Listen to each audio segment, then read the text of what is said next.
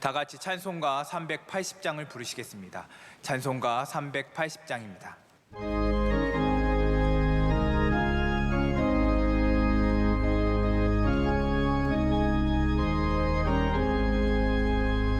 나의 생명 되신 주님 앞에 나아갑니다. 주의 흘린 보혈로 정케하사 받아주소서. 날마다 주를 찬송하겠네. 주의 사랑 줄로서 나를 굳게 잡아 매소서.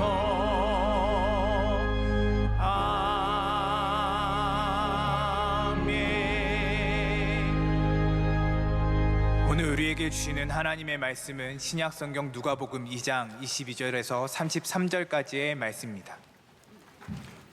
누가복음 2장 22절에서 33절까지의 말씀을 한 절씩 교독하시고 마지막 절은 합독하시겠습니다. 모세의 법대로 정결의식의 날이 참에 아기를 데리고 예루살렘에 올라가니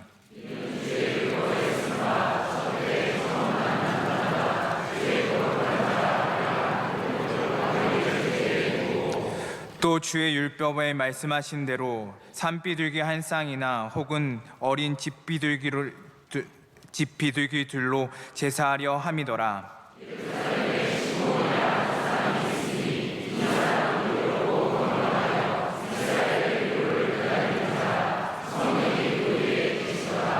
그가 주의 그리스도를 보기 전에는 죽지 아니하리라 하는 성령의 지시를 받았더니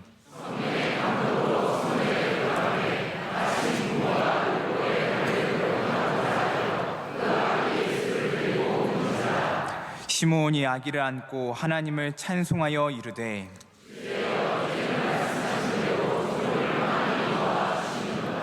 내 눈이 주의 구원을 보았사오니 이방을 비추는 빛이요 주의 백성 이스라엘의 영광이니이다 하니 그의 부모가 그에 대한 말들을 놀랍게 여기더라. 아멘.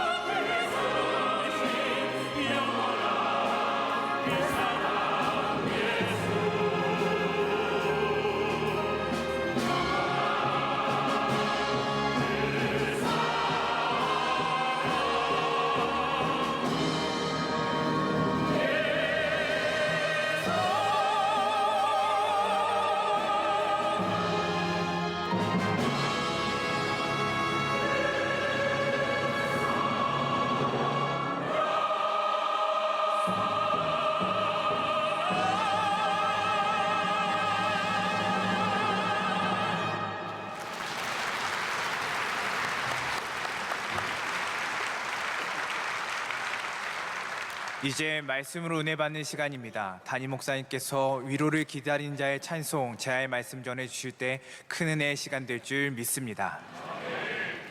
특순과 찬양 다 하나님께서 크게 기쁘게 받으신 줄로 믿습니다. 저는 우리 명성교회 수요 예배 올 때마다 수요 예배지만 잘 차려진 밥상을 받는 듯한 그런 느낌을 받을 때가 있습니다. 저도 이제 이민교회에서 오랫동안 섬기면서 글쎄요, 예배가 항상 어떻게 보면 그냥 급하게 드리는 예배가 참 많았던 것 같습니다. 그래서 예배를 준비하시는 분들도 예배 전에 바로 만나서 예를 들어서 특순이다, 일대교구 특순이다 그러면 예배 전에 빨리 만나가지고 그래서 몇 장 알지? 그러고 1절 2절 다음에 반주야 까먹지 말고. 그래서 이제 화음을 좀 하시는 분들은 화음을 하시고, 그래서 겨우겨우 넘기는, 물론 그분들만의 또한 정성이 있습니다. 할렐루야. 저는 거기 그것이 잘못됐다고만 말씀을 드리는 건 아니지만 우리 명성교회 특수는 참 열심히 준비하시고 하나님께서 분명히 그 준비를 아실 것 같아요. 우리 찬양대 오늘 찬양도 그렇지만 하나님께서 이 진실된 준비된 아름다운 찬양을 다 기쁘게 받으신 줄로 믿습니다.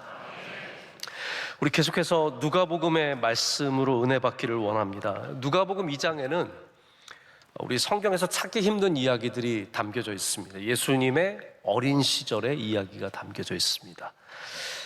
다른 어떤 곳에서도 우리 위경이라고 말하는 좀 다른 성경에서 우리가 인정하지 않는 성경에서는 전설처럼 내려오는 예수님의 어린 아이 때의 이야기가 있어요. 그때도 기적을 행하시고 그런 이야기들이 있지만 성경에서 그런 이야기를 다루고 싶어 하지 않는 이유가 분명히 있습니다. 예수님의 어린 시절에는 그냥 어린 시절로만 봐야 하는 그러한 이유가 있다라고 생각을 하는데, 여기 특별히 누가복음 2장에는 예수님의 어린 시절의 이야기, 태어날 때부터 예수님께서 정결의식을 행하는, 이 정결의식은 레위기나 신명기 보면 다 나와 있는 정결의식인데 엄마도 정결의식을 해야 되고요, 이 아이를 낳은 여자는 정결의식을 반드시 해야 합니다. 그리고 첫 아이는 오늘 말씀에 나오는 것처럼 하나님께 첫 것으로 드리는 예배를, 제사를 드리게 되어 있어서 이 두 가지가 함께 있는 겁니다. 보통 정결의식이 한 6주 40일 정도 지나서 정결의식을 행하기 때문에 예수님의 이 갓난 아이의 시절과 또 그리고 나서 12살 되어서 예루살렘으로 가셔서 성전에 가시는 이야기를 통해서 이 소년의 이야기가 함께 나와 있습니다. 그리고 이 이야기에는 그냥 그때 그랬어가 아니라 그 시절을 목격한 사람들, 다 시므온과 안나도 예수님께서 40일 되어 성전에 올라오셨을 때를 목격한 사람들입니다. 이게 누가복음의 다 디자인과 맞는 것이죠. 그 사실을 하나하나 다 파헤쳐서 정확하게 전달하는 것이 있으니까요. 그리고 또 어쩌면 예수님이 정말 우리 사람의 모습으로 오셨다면 이 어린 아이의 시절을 기억하는 것이 절대로 저는 쉽지 않은 일이라고 생각합니다. 예수님이 나오실 때부터 난 예수야 하고 나오셨을 것 같으세요? 네? 그래서 1살 때 나 그만 울어야지, 난 예수인데 그게 아니거든요. 성경이 말하고 싶은 건 그게 아닙니다. 예수님도 아마 어렸을 때 일을 모르셨을 텐데 그것을 증거해주는 이야기가 여기에 담겨져 있는 겁니다. 아마 여러분들도 어렸을 때 이야기를 여러분이 기억해서가 아니라 부모님이 가르쳐줘서 하는 이야기들이 있잖아요. 저도 가끔씩 이제 부모님이 저 어렸을 때 제가 얼마나 훌륭했는지 아니죠, 어렸을 때 얼마나 형편없었는지를 얘기를 종종 해주십니다. 제가 어렸을 때 우리 부모님과 함께 창경궁에 갔다가 아니죠, 어디 버스 터미널이었나 아니면 서울역이었나, 하여튼 사람 많은 데 갔다가 저를 잃어버리신 거예요. 이 누구 책임이에요? 아무튼 제가 그걸 지금 따지고자 하는 건 아니고, 아무튼 제가 없어졌다는 거예요. 그래서 진짜 도저히 못 찾을 줄 알았는데 기적같이 다시 찾아와서 제가 여기 아버지와 함께 있어야 할 것을 알지 못하셨나이까, 이런 게 아니라 이렇게 다시 찾았다, 이런 얘기도 해주시고, 저희 어렸을 때 교통수단은 자전거였는데 원로 목사님이 운전을 하시고 그 앞에는 저희 누나가 안장에 그 옛날에는 그 중간에 안장이 있었어요. 기억나세요? 네, 거기 기억이 나세요? 네. 그 안장에 누나가 앉고 뒤 안장에 저희 어머니가 앉으시고 제 동생을 안고 저는 그 뒤에 어머니 뒤에 타는 거예요. 5명이 이렇게 다녔거든요. 그리고 이제 종종 또 아버지가 이제 저희 누나, 제 동생, 저 이렇게 셋만 태우고 가는데 제가 늘 가다 보면 없대요. 왜 없겠어요? 졸다가 떨어지는 거예요. 그거를 한참 가서 발견하는 아버지가 저희 아버지이십니다. 그래서 다시 뒤로 돌아가서 이제 떨어져서도 자고 있는 저를 다시 이제 올려 태우고 가셨다. 자, 제가 여러분 이런 사실들을 다 기억하면 얼마나 섭섭하겠어요? 제가 어제도 사실 우리 교육자와 함께 있다가 그런 얘기를 했는데 저희 명성교회 처음 개척 여기서 시작하고 제가 초등학교 2학년 때입니다. 1980년에 초등학교 2학년 때 개척을 하고 시작했을 때 정말 춥게 살았고 정말 힘들게 살았고 화장실 하나 제대로 없었고 정말 겨울에 딱 요즘보다 훨씬 더 추운 겨울이었잖아요. 그러면 그 공중 화장실 같은 3층 거기를 가면 변이 쌓여 있어요. 이렇게 층층층층층층. 저희는 거기서 살았는데 제가 그 기억을 하면서 감사한 건 뭐냐면 어렸을 때 어려운 건 하나도 어려운지 몰라요. 그렇지 않습니까? 어렸을 때 뭐 좀 못 먹은 거 그거 못 먹은 건지 몰라요. 내가 못 입었던 거 못 입었는지 몰라요. 힘들었던 거 힘들었는지 하나도 모르고 그냥 그렇게 사는 건 줄 아는 거지. 이렇게 입고 이렇게 자고 뭐 제가 어린데 막 주여 이렇게 고난스러운 삶을 저에게 허락해 주시오 이런 거 하나도 없었어요. 저희는 행복하게 살았어요. 감사하게 살았어요. 제가 생각나는 것도 있지만 저희 부모님이 저에게 얘기해 주시는 것도 있습니다.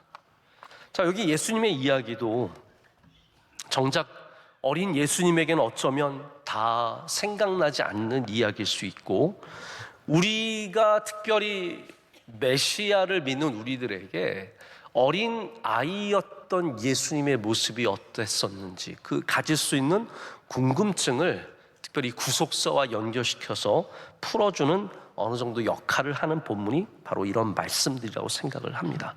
다시 말해서 우리 예수님은 우리와 같이 이 땅에 태어나셨고 우리처럼 이 땅에 사셨던 분이십니다.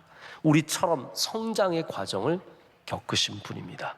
그런데 성경은 그 예수님께서 태어나셔서 이런 성장의 과정을 겪는 중에도 바로 하나님의 아들 메시아 우리의 구주 예수 그리스도의 사인을 우리가 봐야 한다는 것이죠. 그것이 바로 오늘 본문에 나오는 시몬의 찬양이고 또 본문 이후에 나오는 안나의 찬양이 되는 것입니다.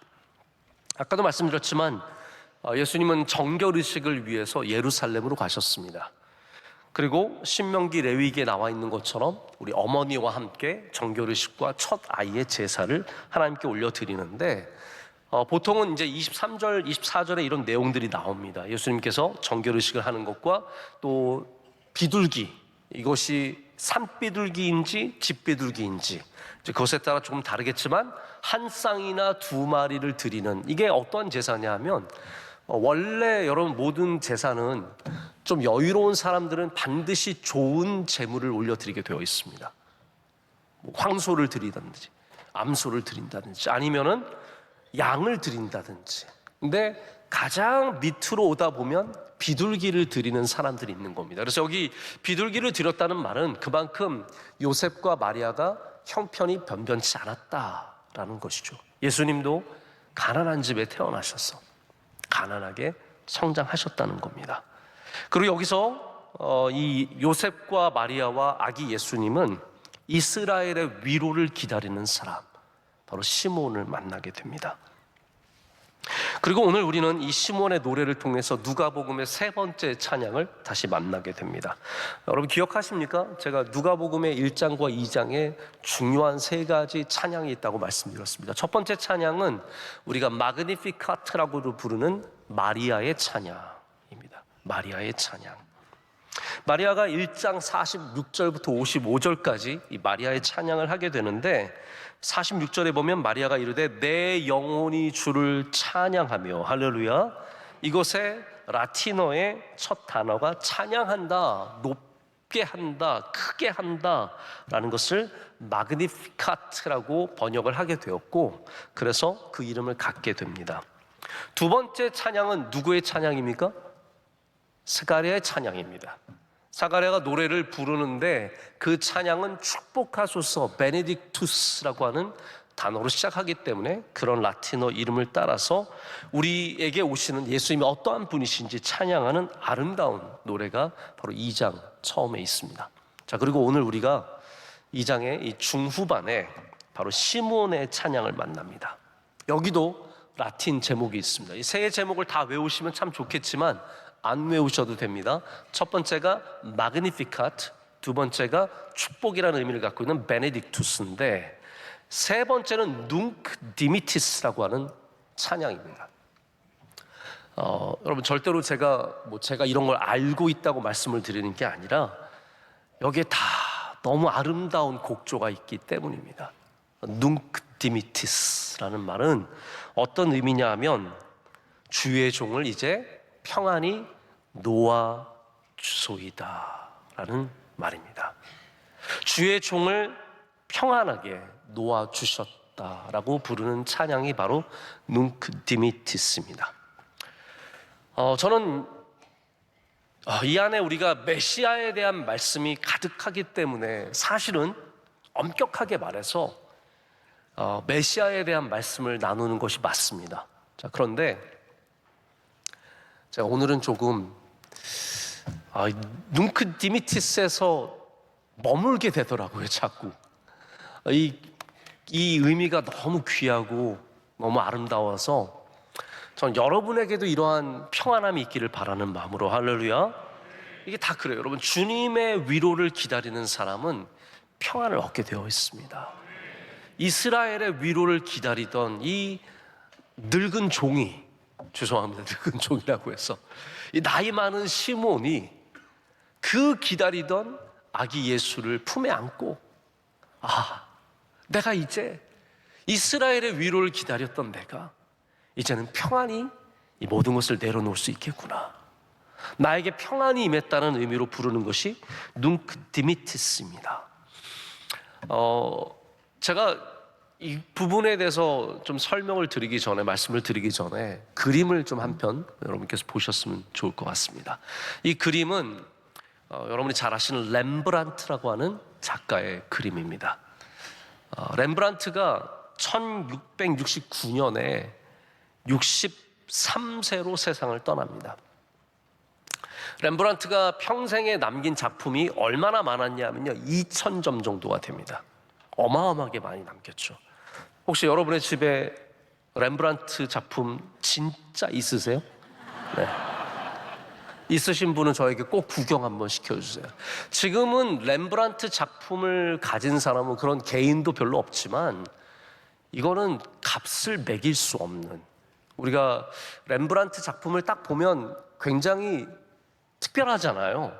어떤 의미에서 특별하냐면 빛을 아주 잘 사용하는 작가가 렘브란트입니다. 제가 미술의 문외한이기 때문에 여기에 대해서 설명을 드리려고 하는 것은 아니고, 그런데 이렇게 귀한 작품을 많이 그린 렘브란트가 사실은 매우 가난하게 살았다는 겁니다.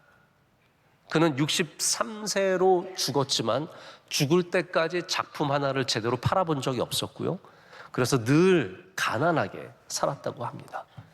그런데 이분이 돌아가시는 해에 1669년에 마지막으로 만든 작품이 바로 시몬의 아기 예수를 품고 있는 이 그림입니다.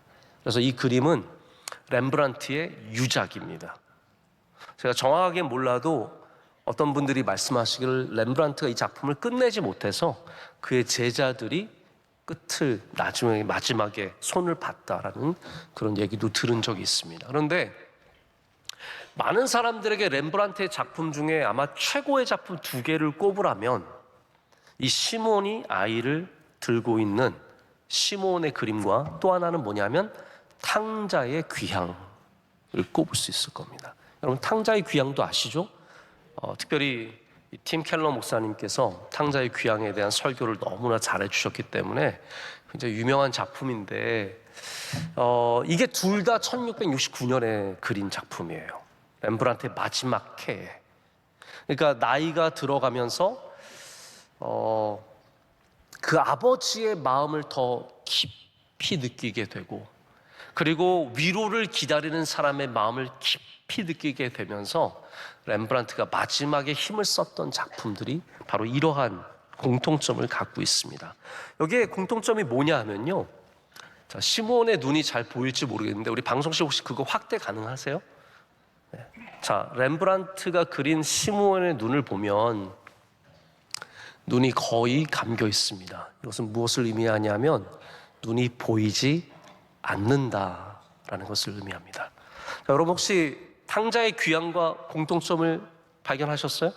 무슨 공통점이 있죠? 탕자의 귀향의 아버지도 눈이 보이지 않습니다. 탕자의 귀향에 나오는 아버지는 한쪽 눈이 멀어서 그 눈이 왜 멀었을까요? 아들을 기다리다가 눈이 먼 겁니다. 자, 여기에 어떤 공통점이 있냐면 기다리는 사람의 눈이라는 것입니다. 비평가들은 이 모습 속에 렘브란트가 담겨 있다라고 말합니다. 특별히 이 시몬, 지쳐있고 힘들고 가난했잖아요. 렘브란트가 힘들게 살았잖아요. 그런데 주님을 품에 안고 깊은 안식을 누리는, 다시 확대해 주시길 바랍니다.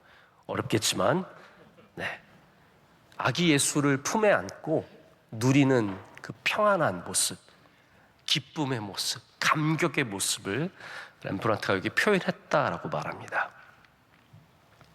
너무 기뻐서 기쁨을 주체하지 못하고 너무 놀라서 그 감격을 다 표현하지 못하는 얼굴이 바로 이 시몬의 얼굴입니다. 이 얼굴에는 그가 지나온 수많은 인내와 그가 했던 수많은 겪어왔던 고난과 시련의 삶이 담겨져 있습니다.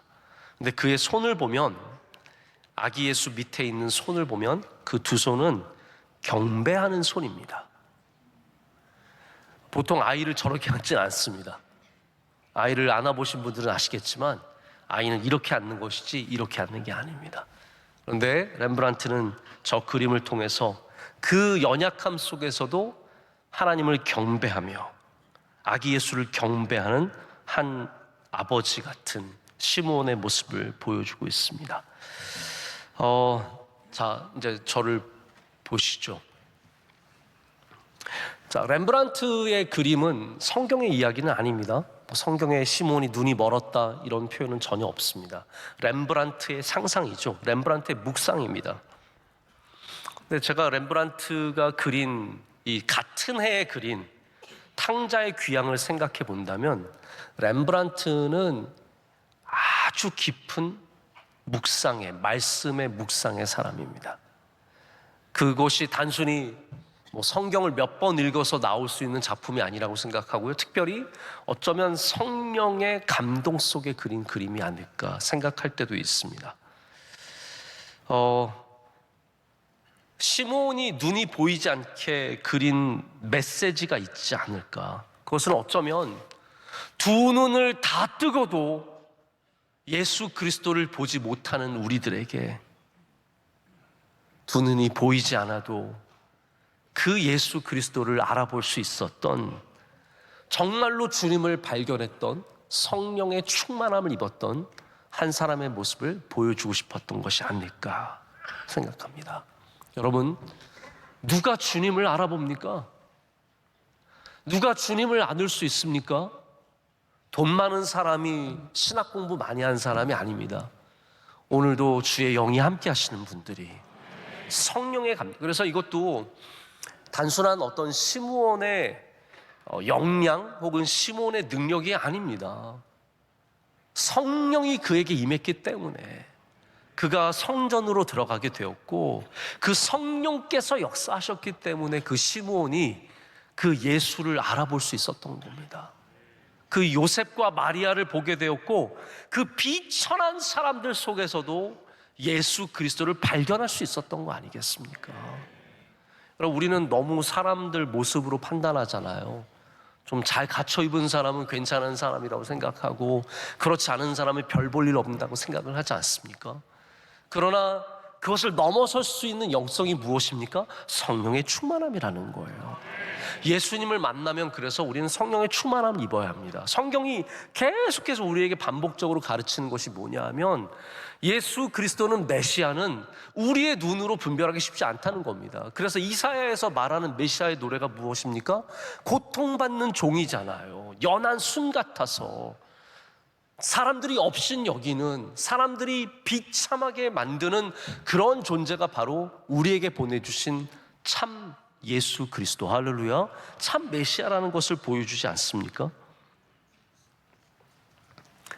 여기 시므온은 그렇게 오랫동안 이스라엘의 위로를 기다리다가 이제 예수 그리스도를 만나게 되었고, 그를 안고 찬송하며, 아, 이제는 내가 나에게 주신 사명을 완성했다라고 하는 마음으로 이 찬양을 부르는 겁니다. 눅 디미티스입니다. 한번 따라해보세요. 눅 디미티스. 왜 자신이 없으세요? 네. 눅크 디미티스. 네. 주여, 이제 종을 평안히 놓아주시는군요 라는 표현입니다. 자, 이런 고백을 우리가 언제 할 수 있을까요? 누가 이런 고백을 할 수 있을까요? 한 3년 정도 부서를 열심히 섬기다가 이번에 쉬게 되면서, 주여, 이제 종을 평안히 놓아주시는군요, 눅크 디미티스, 이렇게 말씀하시렵니까? 몇 년 정도 하면 우리가 눅크 디미티스라고 얘기할 수 있을까요? 여러분, 이 고백은 그냥 단순히 5년하고 10년하고 20년 했다는 그런 의미가 아닐 거라고 생각합니다. 이것은 무엇을 맞춰서가 아니라 내게 주신 하나님의 뜻이 이루어졌을 때 우리가 하게 되는 고백입니다. 내게 주신 하나님의 뜻이 이루어졌을 때 우리가 마침내 눅크 디미티스라고 말할 수 있게 됩니다. 그래서 여러분, 중간에 포기한 사람은 절대로 눅크 디미티스를 말할 수 없습니다. 만약에 시므온이 이스라엘의 위로를 기다리다가 지쳐서 나는 더 이상 이거 안 할래, 누가 나 대신 하겠지라고 내려갔다면 그는 결코 눅크 디미티스를 말할 수 없었을 겁니다. 우리 명성교회에 40년사 백서를 저희가 쓰면서 정말 많은 분들이 고생하셨습니다. 얼마나 고생을 많이 했는지 모릅니다. 그 자료를 모으고, 방대한 자료. 원로 목사님께서 자료에 진심이세요. 정말 진심이세요. 그래서 별의별 게 다 있어요. 여러분, 1980년에 개척하시면서 노트를 남겨놓는 사람이 어디 있습니까? 네? 난 내 노트 어디 갔는지 모르겠어요. 나중에 누가 찾지도 않겠지만 원로 목사님 그 노트를 남겨놓으셨으니까, 주여 부르시는 공이라면 종이 어딘지 가겠습니다, 이게 다 남아있잖아요. 그러니까 이 자료가, 사진이 뭐 말할 수 없이 많은 자료가 있는데, 이거를 다 몇 년을 우리 집사님들, 장로님, 권사님 이런 분들이 다 투입이 되어서, 우리가 노동력으로 따지자면 한 사람당 몇 천만 원씩 드려야 하는, 제가 하도 우리 집사님 어떤 분들 두 분이 너무 막 헌신해서 해주셔서 저희 교회에서 감사한 마음으로 그분이 하신 그냥 일반적인 액수보다 훨씬 더 적은 걸 드렸는데, 그 두 분들이 다시 교회로 헌금을 하셨어요. 너무 죄송해요. 그만큼 많은 분들이 힘써서 일하셨는데, 아마 그분들은 그 백서가 나올 때 눅크 디미티스라고 분명히 말할 수 있었을 겁니다. 왜냐하면 몇 년, 얼마나 많은 양, 얼마나 많은 시간 이런 게 중요한 게 아니라 우리의 사명을 마쳤기 때문에, 내게 주신 그 일을 마쳤기 때문에 눅크 디미티스를 말하게 되는 것이죠. 아마 흑인들이 몽고메리 알라바마에서 버스를 자유롭게 앉게 됐을 때 그 버스 보이코트를 시작한, 그 백인에게 자리를 양보하지 않았던 최초의 인물 로자 박스가 아마 그때 눅크 디미티스를 말할 수 있지 않았을까. 남아공의 아파테이드라고 하는 정책 때문에 수많은 흑인들이 끊임없이 고문당하고 외면당하고 비참하게 살았던 그곳에서 백인과 흑인이 함께 학교를 다니기 시작했을 때 아마 넬슨 만델라가 눅크 디미티스라고 말할 수 있지 않았을까 생각해 봅니다. 제가 뭐 더 많이 생각해 볼 수 있겠지만 이 정도밖에 생각이 안 나더라고요.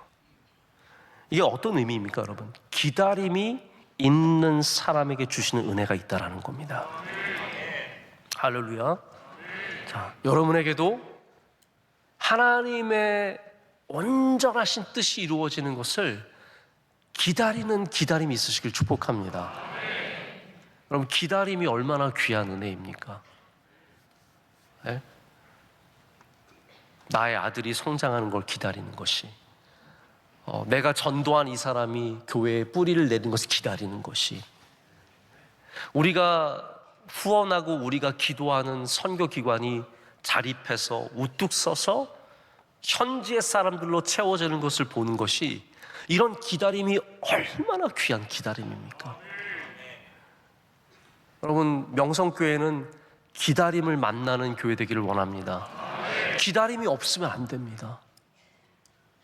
하나님이 행하시는 일들에 대해서 기다림이 전혀 없이 그냥 하루하루 살아가고 나만 잘 되면 되고, 여러분, 그런 신앙은 하나님께서 기뻐하시는 신앙이 아닙니다. 영성교회는 기다리는 교회가 되어야 합니다.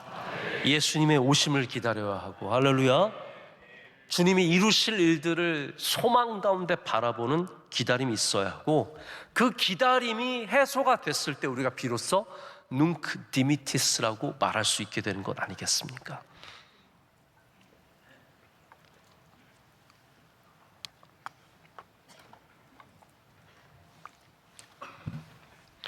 안 졸리세요? 괜찮으세요? 네. 시므온은 기다리는 사람이었습니다. 이 사람의 임무가 다른 게 없어요. 기다림이 이 사람의 임무였어요. 오늘 25절 말씀을 보면 예루살렘에 시므온이라 하는 사람이 있으니 이 사람은 의롭고 경건하여 이스라엘의 위로를 기다리는 자라. 그럼 기다리는 자에게 성령이 그 위에 계시는 은혜가 있는 겁니다. 또한 26절은 그가 죽기 전에 그리스도를 보리라 하신 약속을 받았다라고 말하고 있습니다. 근데 여러분, 하나님께서 어떻게 보면 저는 이 말씀을 읽으면서 되게 아브라함 같다라는 그런 생각을 가졌어요. 왜냐하면 하나님의 약속이 있지만 그 약속이 언제 이루어질지는 모르는 거예요. 이게 기다림의, 하나님이 주신 기다림의 훈련의 어려움 중에 하나라고 생각을 합니다. 여러분, 군 생활 그래도 할 수 있는 이유가 뭐냐면 끝나는 날이 정해져 있어요. 네. 우리의 기다림의 대부분은 정해져 있습니다. 아이를 가진 엄마가 해산하는 날이 있어요. 뭐 하루 이틀 틀릴 수는 있지만, 일주일, 이주일 길게는 틀릴 수 있지만 다 그날이 다가오는 겁니다. 하지만 하나님의 약속은 언제 이루어질지 모르는 겁니다. 그래서 우리에게 성령의 함께 하심이 필요한 겁니다. 내 힘만으로는 안 돼. 저는 오늘 이 말씀에 시므온이 대단하다는 말씀을 드리고 싶은 건 아니에요, 사실. 저는 시므온이 훌륭해서 기다렸다라는 것이 아니라 기다리는 자에게 하나님께서 성령으로 함께 하신다는 말씀 드리고 싶은 겁니다. 여러분이 무엇인가를 기다린다면 성령께서 함께 해주시고 은혜를 주시고 감당하게 하시는 겁니다.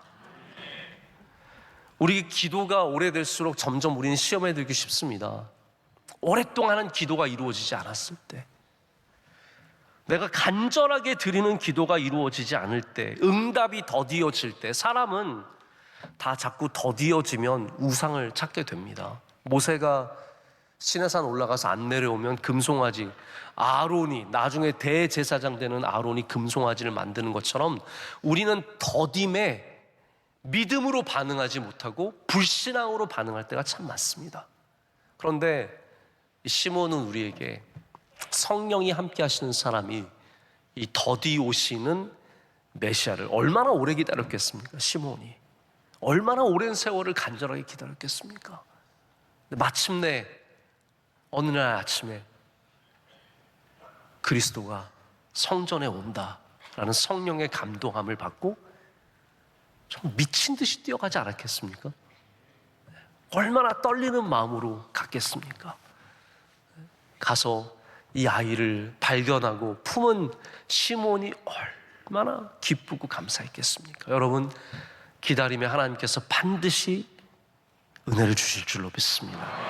여러분이 기다리는 것이 저는 무엇인지 잘 모릅니다. 그러나 여러분이 성령 안에서 기다릴 수 있다면 그것은 복된 기다림입니다. 시몬은 조급해지지 않았고 원망하지 않았고 불평하지 않고 포기하지 않았습니다. 저는 이 포기하지 않는 것이 뭉크 디미티스 고백의 원천이 아닐까 생각해 봅니다. 그리고 아기 예수님을 만나서 이제 그가 노래하는 것이 주의 종을, 이제 이 종을 평안히 놓아주시는 도다입니다. 제가 여기서 말씀에 좀 전환점을 가져볼게요. 좀 이게 딱 이어지는 말씀은 아닐지라도 제게 주신 말씀이기 때문에 우리 여러분께 좀 나누기를 원합니다. 우리가 눔크 디미티스 하는 사회가 아닙니다. 다시 말해서 우리는 더 많은 성취를 위해 달려가는 사회지 무엇인가를 놓는 사회가 아닙니다. 여러분, 2005년도에 스티브 잡스가 스탠포드 대학에서 했던 명연설을 기억하십니까? 졸업식에 가서 스티브 잡스가 뭐라고 얘기했냐면 Stay hungry, stay foolish 라고 해서 계속 배가 고파야 한다, 계속 어리석은 무모함을 가져야 한다라고 이렇게 외쳤고, 이것이 정말 21세기 최고의 명연설 중에 하나로 꼽힙니다. 이게 제가 여러분께 굳이 해석해서 말씀드리지 않아도 어떤 의미인지 다 아실 텐데, 정말로 멋진 말이지만, 그리고 또 어떤 면에서는 계속해서 발전하고 멈추지 않아야 하는 우리에게 꼭 필요한 얘기지만, 동시에 여기에 필요한 게 있어요. 여러분, 우리가 stay hungry, stay foolish 하기 위해서 반드시 필요한 것이 뭐냐면, 이 안에 하나님이 주시는 만족함이 있어야 됩니다. 하나님이 주신 만족함이 없는데 계속해서 stay hungry, stay foolish 한다는 것은, 그것은 하나님이 주신 마음 속에서 하는 것이 아니라 더 세상적인 마음에서 하는 것입니다. 예를 들어서 제가 만약에 명성교회 다음 세대를 위해서 올해 이렇게 목표를 정하고 가는데, 그것이 우리 교회가 만족스럽지 않아서 더 커져야 한다는 욕망 때문에 하는 것이라면, 저는 그거 하나님께서 하나도 기쁘게 받으실 것 같지 않아요. 여러분, 부흥이라는 게 그렇습니다. 부흥은 그냥 우리의 숫자를 늘리고 내가 큰 교회 목사라는 걸 자랑하기 위해서 하는 것이 절대로 아닙니다. 부흥은 하나님의 나라를 위해서, 하나님의 영광을 위해서, 하나님의 주신 사명을 감당하기 위해서 하는 것이지, 그러니까 우리가 부흥을 외쳐도 우리 안에는 어떤 것이 있어야 되냐면요, 하나님이 주신 것에 대한 만족함이 있어야 돼요. 감사함이 있어야 됩니다. 그것 없이 배고픔만 갖는다는 것은, 그것 없이 무모함만 갖는다는 것은 지극히 세상적인 그냥 애플밖에 안 되는 거예요. 여러분, 그래서 우리는 이 뭉크 디미티스의 자세도 꼭 가져야 합니다. 놓을 줄 아는, stay hungry가 아니라 이제는 하나님께 맡길 줄 아는. 우리 대한민국 사회에 부족한 것 중에 하나가 저는 건강한 물러남이라고 생각합니다. 건강한 물러남. 올해 아까도 말씀드렸지만 방금 전에도 말씀드렸지만 하나님을 사랑하는 다음 세대를 길러내라가 우리 교회의 부재 목표 표어인데, 자, 이게 우리 교회만 필요한 일입니까? 아니, 모든 한국 교회에 다 필요한 일입니다. 저는 그런 면에서 우리가 예산을 쓰더라도 우리 교회만을 위해서 예산을 쓰는 것은 적절하지 않다고 생각합니다. 우리가 정말로 대한민국의 한국 교회들의 다음 세대가 일어나기를 바라는 마음이 있다면 한국 교회 가운데서 정말 다음 세대를 위해서 좋은 일들을 꿈꾸고 소망하고 행하는 사람들에게 우리가 이런 일들을 맡길 수도 있어야 하고 함께 가는 그런 것들이 필요하지 않겠습니까?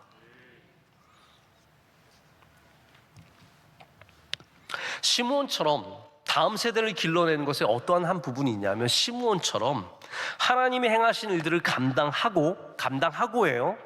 감당 안 하고가 아닙니다. 그것을 행한 다음에 평안하게 내려놓는 사람들의 모델이 많이 필요합니다.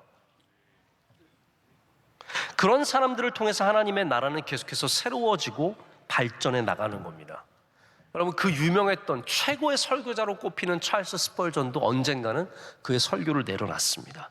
팀 켈러 목사님도, 저는 팀 켈러 목사님 교회를 다녀봤잖아요. 제가 박사학위 하는 동안에 한동안 교회를 섬기지 않는 그 시간 동안에 제가 팀 켈러 목사님 섬기는 리디머라고 하는 맨하탄의 교회를 출석을 했습니다. 근데 그 교회가 이제 제가 다시 이제 교회로 돌아오고 나서 몇 년 뒤에 팀 켈러 목사님이 나오시면서 그 캠퍼스가 몇 개가 있었는데 거기에 각각 사역자를 세워서, 그리고 목사님은 은퇴하시고 그 사역자들이 그 사명을 감당하게 됩니다. 지금 팀 켈러 목사님 돌아가신 지 벌써 3년이 다 돼갑니다. 이분이 어마어마한 업적을 이루시고 상상이 안 가는 일을 하셨어요. 여러분, 미국에서 예수님 제일 믿기 힘든 도시 중에 하나가 맨하탄입니다. 거기는 젊은 애들도 연봉이 3억 5억입니다. 이 물질주의, 완전히 최고의 엘리트들이 모여있는, 아이비리그에서 날고 기는 애들이 모여있는 그런 젊은이들이 많은 곳에서 팀 켈러 목사님이 말씀의 사역으로 이분들에게 복음을 나눠주고 새로운 삶을 살아가도록 얼마나 귀한 리더십을 가졌는지 모릅니다. 그런데 그렇게 귀한 일을 하셨지만 그분이 일을 마칠 때 불안해하지 않았습니다. 그것을 다음 세대에게 넘겨줬습니다. 눅 디미티스예요.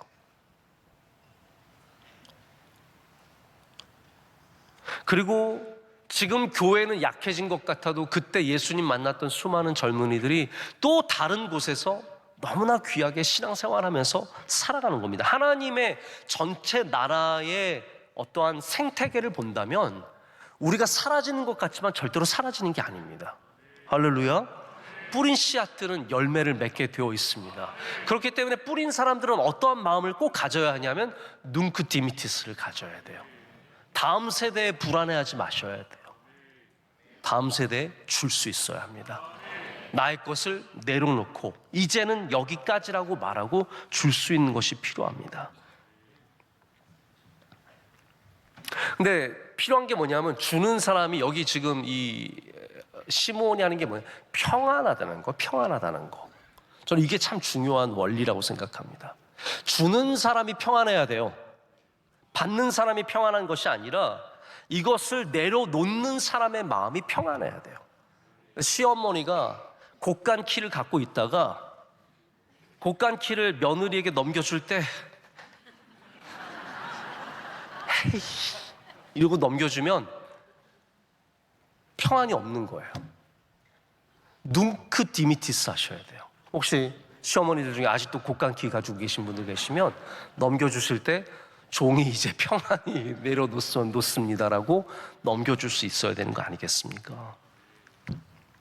주는 사람의 마음이 받는 사람의 마음보다 더 중요합니다. 전 그렇게 생각해요. 주는 사람의 마음이 평안해야 되고 주는 사람의 마음이 기쁨이 있어야 됩니다. 그래야 그 공동체가 건강합니다. 제가 오늘 좀 설교가 길어지고 있는데 여기까지 해도 괜찮을까요? 이거 지금 끊을 수는 없잖아요. 네. 양해해 주시기를 부탁드립니다. 왜냐하면 이거 중요한 얘기거든요. 제가 예전에 저희 프린스턴 이사님 중에 여자분인데 아주 똑똑한 분이 계셨어요. 이분은 미국의 굴지의 컨설팅 회사 대표신데 여자분이 진짜 말하는 것마다 너무 똑똑한 거 있잖아요. 네, 제가 한 번은 어디에서 따로 이렇게 앉아서 식사를 하다가 이분한테 물어봤어요. 그 트랜지션, 리더십 트랜지션, 이 회사가 전문으로 하는 게 리더십 트랜지션이에요. 회사의 CEO가 바뀔 때 그 CEO가 바뀌는 환경 속에서 가장 최적의 상황을 만드는 것이 이 컨설팅 회사가 하는 일인데, 제가 너무 경험이 많으시니까 제가 물어봤어요. 리더십 트랜지션 때 가장 중요한 게 뭐라고 생각하시냐? 그랬더니 이분이 말씀하시기를 물러나는 사람이 비전이 있어야 된다, 얘기를 해주시더라고요. 물러나는 사람이 비전이 있어야 그 회사가 다음에 건강해진다. 물러나는 사람이 아무것도 할 게 없다? 큰일 난다는 거예요. 그러면서 물러나는 사람에게 비전이 필요하다. 저는 근데 이분의 의견에 100% 동의하고 공감하고 또 맞다고 생각을 합니다. 그런데 저는 이 미국적인 사고죠. 비전이 있어야 된다. 저는 여기 오늘 말씀을 통해서 한 가지가 더 있다고 생각합니다. 평안이 있어야 된다. 내려놓는 사람에게 평안이 있어야 한다. 이거를 다른 말로 말하자면 자족함이 있어야 됩니다. 그러니까 시몬의 마음을 생각해 보면 하나님, 여기까지 온 것으로 충분합니다. 다시 말하자면 시몬은 야망이 없었습니다. 내가 예수님을 안았으니까 이제부터 뭐 좀 한번 해볼까? 내가 예루살렘에서 뭐 좀 한번 한 자리 해볼까? 예수님 통해서 내가 뭔가 한번 좀 해볼까? 이게 없었다는 거예요. 시몬은 여기까지인 거예요. 하나님, 저는 이걸로 충분합니다. 여기까지 온 것으로 저는 너무너무 감사하고 더 이상 바라는 게 하나도 없습니다. 자, 이제 주의 종을 놓아주시옵소서. 평안히 가게 놓아주시옵소서 하는 겁니다. 사도 바울이 수많은 교회를 세우고, 사도 바울이요 후임자가 많습니다. 디모데도 그의 후임자고, 아볼로도 그의 후임자고, 그가 세운 교회들의 수많은 후임자들이 들어갔어요. 그런데 별 문제가 없어요. 왜냐하면 사도 바울은 늘 잘 물려주고 떠났어요. 미련을 갖지 않았습니다. 왜 그렇습니까? 사도 바울이 고백하듯이 자족함이 있어요. 근데 그 자족함의 가장 근본적인 이유가 뭐냐면, 내가 돈이 많기 때문에, 내가 할 일이 뭐가 있기 때문이 아니라 사도 바울이 뭐라고 고백합니까? 예수 그리스도 때문이에요. 예수 그리스도가 있기 때문에 자족했고, 예수 그리스도면 충분하다는 마음이 있었기 때문에 그가 고린도 교회에 매달리지 않고 에베소 교회에 매달리지 않고, 매달리지 않는 겁니다. 평안히 가는 겁니다. 여러분, 제 말씀을 맺습니다. 어디에 가든지 무슨 일을 하든지 남들이 나한테 내가 그만두고 나서 나를 영원히 기억해주고 영원히 나를 생각해주고 그런 거 기대하지 마십시오. 여성교회 회장 물러나면 바로 잊어버릴 거예요, 사람들이. 남성교회 회장 그렇게 고생했는데 끝나고 나면 전화도 한 통화 안 옵니다. 저도요, 월요일날 쉴 때 전화 한 통화가 안 옵니다. 가끔 서글플 때가 있어. 야, 나 그래도 내가 명색이 명성교회 목사인데 어떻게 하루 종일 전화 한 통화 안 오냐? 문자도 하나 안 옵니다. 하나 와봤자 영민이가 아빠 집에 있어? 떡볶이 사놔? 이런 거.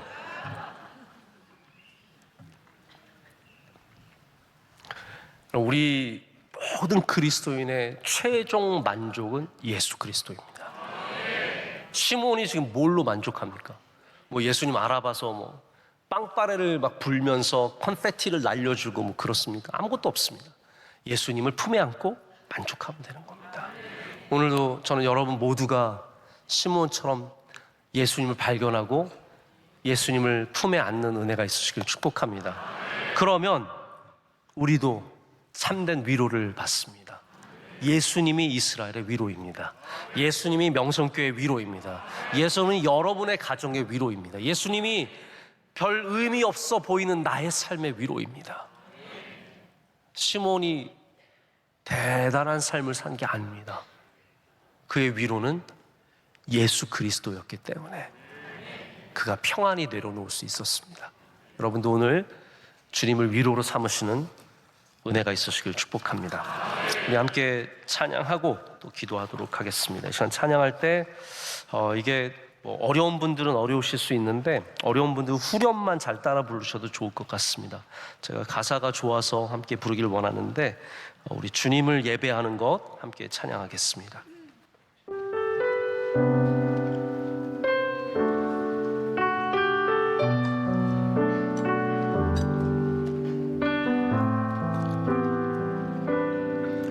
빛으로 임하신 주, 빛으로 임하신 주, 나의 어둠을 비추시네. 내 안의 연약함 모두 씻어주시고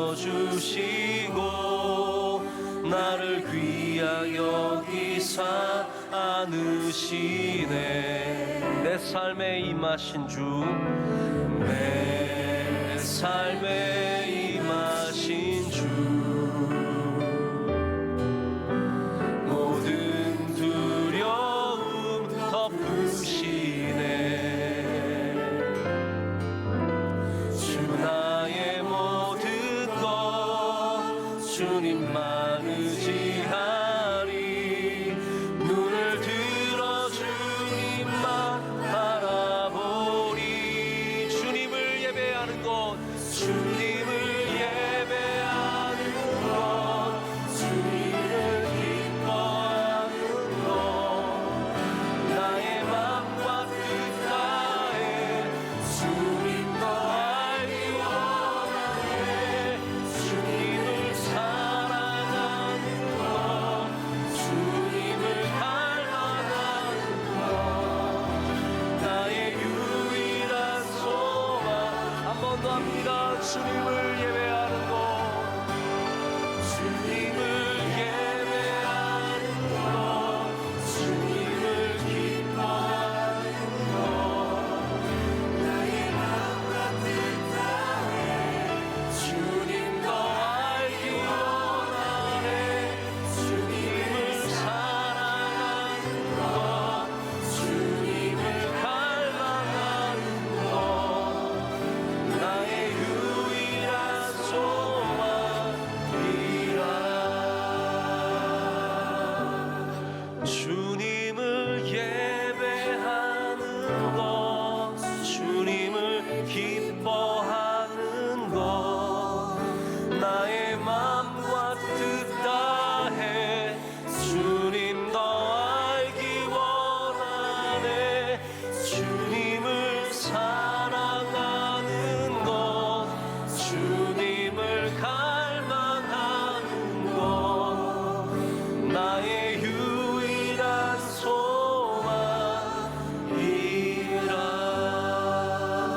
소망이라. 이제는 우리 주 예수 그리스도의 크신 은혜와 하나님 아버지의 영원하신 사랑과 성령님의 함께하심과 임재하심이 주의 말씀을 붙잡고 주님의 위로를 기다리며 나아가는 모든 사랑하시는 성도들 가운데 이제로부터 영원토록 함께하시기를 간절히 축원하옵나이다. 아멘.